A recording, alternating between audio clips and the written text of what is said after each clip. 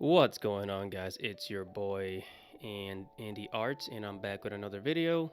So today we're going to be talking about animation, right? A lot of things have changed, and animation, it's just a quick story. When I was in high school, I wanted to be an animator, and I signed up. I applied to like an animation school in New York, and I really wanted to apply, but I couldn't get in because of financial reasons, obviously. And looking back, I am glad that I did not end up becoming an animator because look at the future of animation now, and it's an absolute disaster and it does not look good whatsoever. So, look, and America does not make animation like it used to. America was number one in animation thanks to Walt Disney and a couple of other individuals, Chuck Jones, Tex Avery. If you grew up with American cartoons, you know who those guys are, right?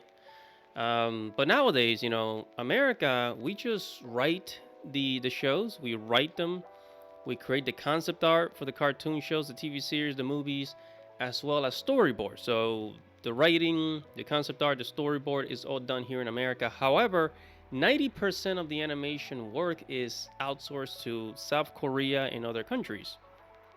Okay, um, you know, popular intellectual properties are now being turned into anime, like the Suicide Squad. If you guys, that's one of the most recent American intellectual properties that gets turned into an anime.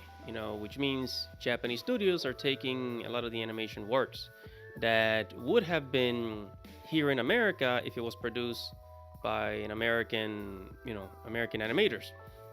I also heard that Scooby Doo is also going to be turned into an anime, which um, I got my own opinions about that. I don't know.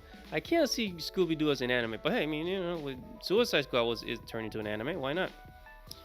But it's very telling. It's very telling that American companies are outsourcing everything. Every intellectual property that was once American is now being sent over to Japan and other countries for animation. So there's almost like absolutely no animation work done here in America, except all the crappy shows. And by crappy shows, this is very subjective, very opinionative. I'm talking about the crappy shows like Teen Titans Go, Thundercats Roar, and all those really low effort animated cartoon shows made in America. Those are very low effort, and man, that's the kind of things Americans are making here because it's very it's very affordable. You can make it cheaply, you can make it fast, and it doesn't take a lot of effort. And also shows like Family Guy, shows like the Family Guy type of artwork, the that type of artwork, the Family Guy cartoon style. That's the type of shit we make here. But things like like He-Man, the old He-Man cartoon shows, we don't do it. Johnny Quest, all those really cool shows that we grew up with, we don't see it. We don't make those here anymore. It's gotta be low effort, low quality, and yeah, we'll put it out on TV in America for kids to see. Or maybe like the Tumblr style, cartoon. Those sometimes we do make those, we animate them here in America, but again, like 80% or 90% of the shows, they're all outsourced. They're outsourced to other countries. So and here we almost don't make anything. So as you can see here, if we go to Reuters.com, it says Disney's Pixar Animation to lay off 14% of the workforce. This is actually this year. This is from May 2024, so basically about 3 months ago. And if we go to the number one website for animation or animation news, which is cartoonbrew.com, they actually wrote an article about the 2024 animation industry tracker, layoff tracker, meaning that the companies that were laying people off. And if we go to the list, on March of 2024, we saw Rooster Teeth lay off 150 people. In February, Electronic Arts laid off 600, Sony laid off 900, Paramount laid off 800 people. In January, Eidos laid off 97, Microsoft almost 2,000 people, Apple TV laid off, let's say 8 people across kids. That's not a lot, but Riot Games, basically because some people do animation for video game companies. So 11% of its global staff. Pixar laid off 20%, as we just said. That's 1,300 people. Unity laid off almost 2,000 people. And basically, a lot of animation companies is just, that's just how it is. And also, there's been some evidence. It looks like there's been animation work being outsourced to North Korea. It says documents found on North Korea server suggest U.S. studio may have unknowingly outsourced animation work. So this means that yeah. So this right here is from the show Invincible. So that means in North Korea, there's people. North Korea is probably getting paid to animate certain shows, which is to say that they are getting paid much, much less you know, um, than people would get paid in South Korea, Japan, or China. You know, because animation has always been expensive, and there's people that they find ways to make it cheaper. And the best way to make it cheaper is to have somebody else do it for less money and higher quality. And just like anime it's high quality, but the animators don't get paid much money. So very sad. Who knows what's gonna happen in the future? So, yeah. So now there's animation work that's been outsourced to North Korea for the past like 2 decades, I think, and nobody knew about it. So. And also, there has been massive layoffs in the industry, in the animation industry. I think the future will be independent creators making their own animation projects, similar to how a group of individuals created a Berserk anime, right? These independent animators could then pitch their ideas to shows, and if the show is produced, then the animation will most likely be outsourced to South Korea or China or Japan, or worse yet, North Korea. Yeah, so I've actually heard there's North Korea has been doing animation work for like a really long time. We just didn't know it because China has been hiding it. So, and in my personal opinion, being an animator is just not worth it, at least in Western countries. Now, the only other option, since America has really just abandoned animation altogether, more importantly, 2D animation. Okay, maybe I should have said that in the beginning.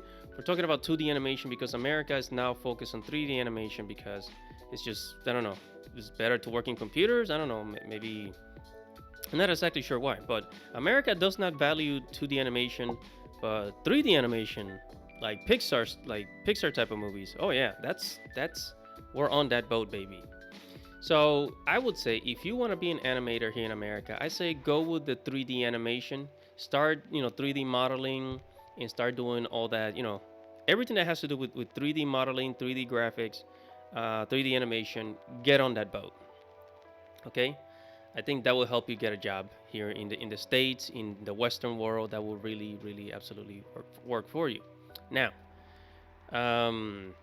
if you do want to go the 2D animation route, the only other option would be to go to where the 2D animation jobs are, which is to say Asia, China, South Korea, Japan.